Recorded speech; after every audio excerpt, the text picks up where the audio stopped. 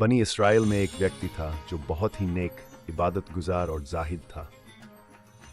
पूरे समाज में उसकी बड़ी इज्जत थी। लोग उसकी परहेजगारी और भलाई की मिसालें दिया करते थे।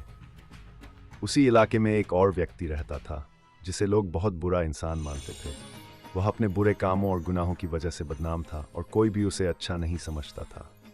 एक दिन उस गुनहगार व्यक्ति ने देखा कि वह नेक आदमी एक मैदान में बैठा हुआ है। चारों तरफ तेज धूप फैली हुई थी, लेकिन अल्लाह के इस नेक बंदे पर एक बादल का टुकड़ा साया किए हुए था। ये देखकर गुनहगार के दिल में शर्मिंदगी और पश्चाताप का एहसास हुआ।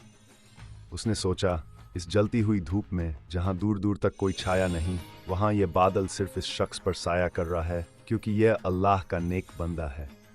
क्यों न मैं भी इसके पास जाकर बैठ जाऊं? शायद इसकी बरकत से अल्लाह मुझे भी माफ कर दे और मेरे गुनाहों को बख्श दे। ये सोचकर वह व्यक्ति नेक आदमी के पास गया और उसके साथ छाया में बैठ गया। लेकिन जैसे ही वह बैठा, उस नेक इंसान के दिल में घमंड आ गया। उसने सोचा, यह तो अपने दौर का सबसे बड़ा गुनहगार है, पूरे समाज में बदनाम है। इसके साथ तो कोई बैठना भी पसंद नहीं करता। यह मेरे पास कैसे आकर बैठ गया?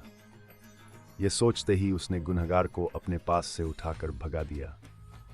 गुनहगार उदास होकर वहां से चला गया। लेकिन जैसे ही वह वहां से रवाना हुआ, बादल का वह टुकड़ा भी उसके साथ चल पड़ा और उसके सिर पर साया करने लगा।